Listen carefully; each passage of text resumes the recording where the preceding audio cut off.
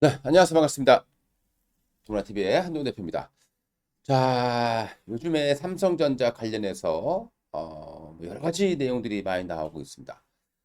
그 중에서요, 삼성전자가 키워줬던 종목에게, 기업에게 이번에 4천억 배상금 편결을 받았습니다. 배심원들에게 편결을 받아서요, 이제 돈을 물어줘야 되는, 특허료를 줘야 되는 이제 그런 상황에 처해진 것 같습니다.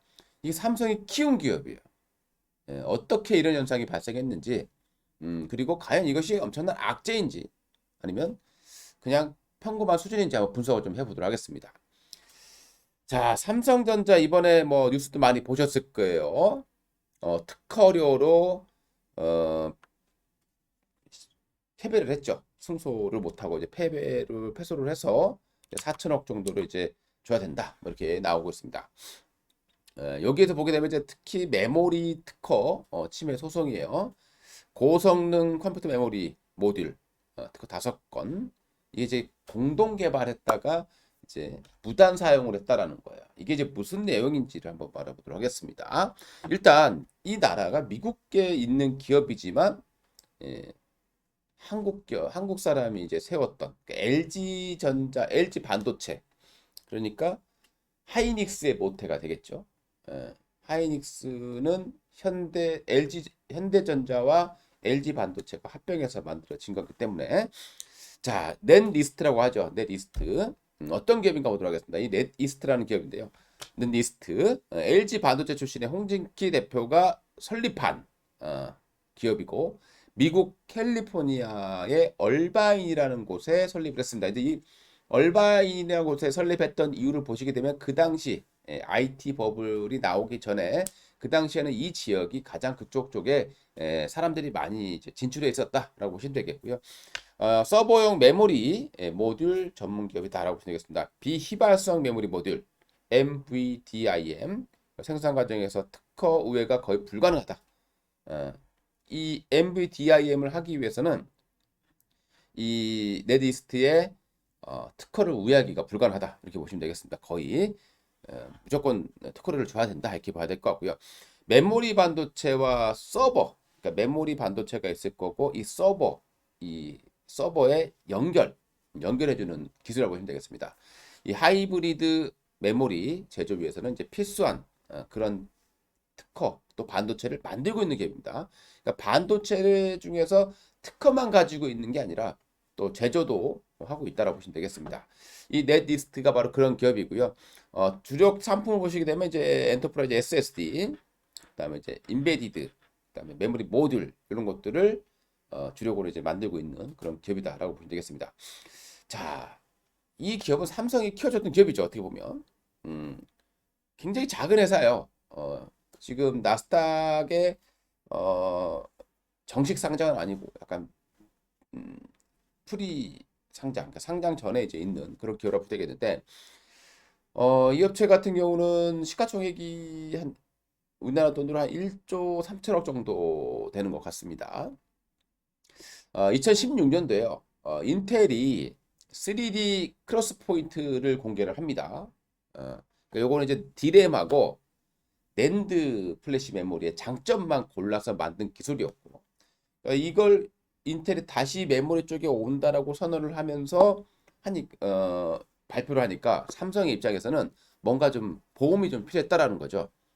인텔 기술에 필요한 그런 신기술이 필요했던 거고, 그래서 삼성하고 이 레디스트가 크로스 라이선스를 계약을 했습니다. 이게 뭐냐면 이제 서로 공동 개발을 하는 거예요. 기술 공동 개발을 해서 서로 특허, 자기 갖고 있는 특허도 교류하겠다. 이런 목적으로 삼성이 이 넷리스트에 270억을 투자를 해줬다는 거죠.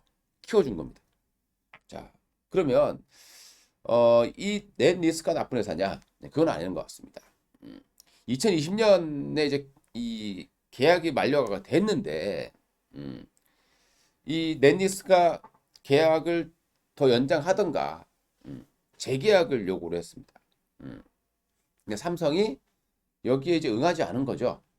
어, 그리고 이 부분에 대해서 삼성이 이제 계약이 종료되고 나서 공동 개발했다는 이유로 무단으로 이제 그 특허 냈던 부분들을 삼성이 사용했다라는 거예요. 그래서 이 부분에 대해서 넷리스트가 소송을 걸었던 거고요. 결국에는 삼성이 패소를 하게 된 거고, 아까 꼼수를 쓰다가 삼성이 좀 당했다, 이렇게 보시는 게 좋을 것 같습니다. 그래서 결국에는 이제 상위를 줘야 되는 거고요. 근데 이게 무조건 나쁘다, 이렇게 보는 건 아닌 것 같습니다. 이제 특허의 어떤 순서를 넷리스트가 했기 때문에 뭐 인텔에 대항하기 위한 뭐 이쪽 부분에 대해서는 이제 삼성이 여기에 투자를 했기 때문에 앞으로 또 다른 기업들이 하려면 결국에는 이 삼성이 키운 기업에 특허를 써야 된다, 이렇게 보시면 되겠습니다. 넷리스트가 특허를 했는데요. 그러니까 승소했던 게 여기만 한 게 아닙니다. 골리앗을 몇 개 이겼어요. 구글에 대해서도 특허 사용 관련 승소를 좀 했고, 샌디스크에도 MVDIMM 요거 특허 승소를 했습니다. 그리고 인파이에 역시 LRDIMM 특허 승소를 했습니다.